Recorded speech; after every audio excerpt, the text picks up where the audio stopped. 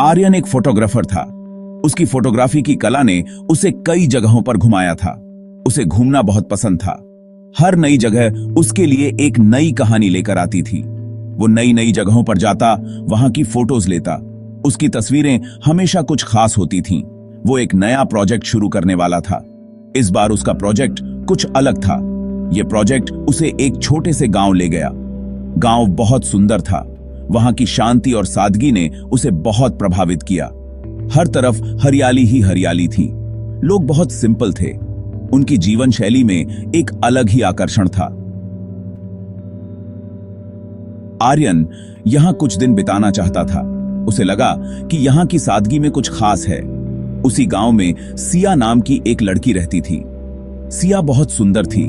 उसकी मुस्कान में एक अलग ही चमक थी। वो बहुत ही अच्छी वीवर थी। उसकी बुनाई की कला ने गांव में उसे एक खास पहचान दिलाई थी।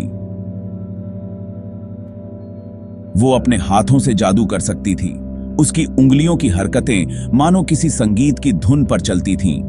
उसके बनाए हुए कपड़े बहुत सुंदर होते थे। हर कपड़े में उसकी मेहनत और प्यार झलकता था। आर्यन गांव में घूम रहा था। उसे हर कोने में कुछ नया और अनोखा दिख रहा था। तभी उसकी नजर सिया पर पड़ी। उसकी कला और सुंदरता ने आर्यन को मंत्रमुग्ध कर दिया। सिया एक दुकान पर अपने बनाए हुए कपड़े बेच रही थी। उसकी दुकान पर हमेशा भीड़ लगी रहती थी। आर्यन सिया की कला देखकर दंग रह गया। उसने पहले कभी इतने सुंदर कपड़े नहीं देखे थे। हर कपड़े में एक कहानी छिपी हुई थी। आर्यन ने सिया से बात की। उसने उसकी कला की तारीफ की। उसकी तारीफ में सच्चाई और प्रशंसा थी। उसने उसकी कला की तारीफ की। सिया उसकी तारीफ सुनकर बहुत खुश हुई। सिया आर्यन की तारीफ से शर्मा गई। उसकी मुस्कान और भी खिल उठी। उसकी चारी थी। आर्यन और सिया की मुलाकातें होने लगीं। वे अक्सर पार्क में मिलते या कैफे में बैठकर घंटों बातें करते। आर्यन को सिया की सादगी बहुत पसंद आई। उसकी मुस्कान और उसकी बातें आर्यन के दिल को छू जाती। सिया को आर्यन का पैशन बहुत पसंद आया। उसकी हर बात में एक जुनून था जो सिया को बहुत आकर्षित करता। दोनों एक दूसरे को समझने लगे थे। उनकी बातचीत में एक गहराई थी जो उन्हें और करीब लाती।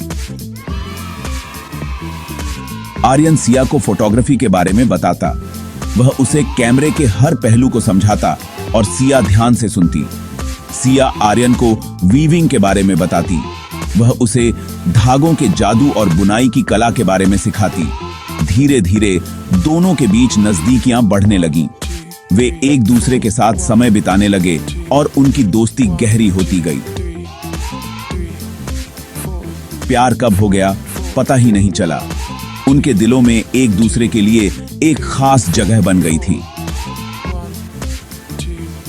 आर्यन और सिया एक दूसरे के बिना एक पल भी नहीं रह सकते थे। उनका प्यार अब उनके जीवन का हिस्सा बन चुका था। वे साथ में घूमते, बातें करते और हर पल को जीते। उनका साथ एक दूसरे के लिए सबसे खास था। एक दिन आर्यन को पता चला कि सिया का एक भाई है, रवि। यह खबर सुनकर वह हैरान रह गया।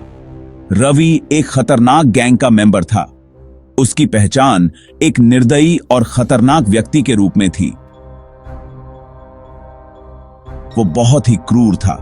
उसकी क्रूरता के किस्से पूरे शहर में मशहूर थे। रवि को पता चला कि सिया आर्यन से प्यार करती है। यह जानकर वह और भी गुस्से में आ गया। वो आर्यन को जान से मारने की धमकी देने लगा। उसने आर्यन को चेतावनी दी कि वह सिया से दूर रहे।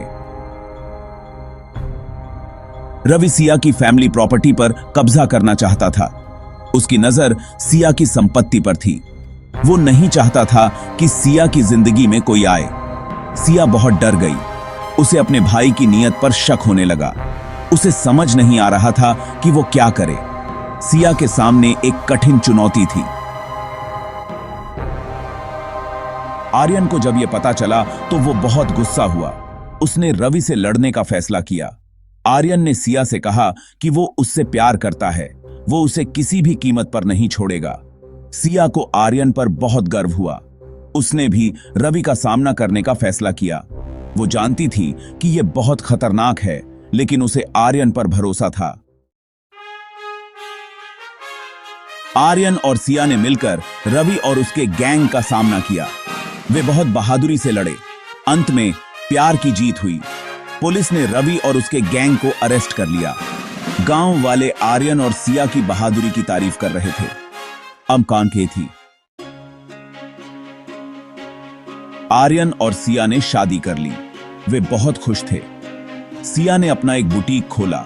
उसके बनाए हुए कपड़े विदेशों तक बिकने लगे। आर्यन अपनी फोटोग्राफी जारी रखता है। वो सिया की फोटोज लेता और उन्हें दुनिया को दिखाता।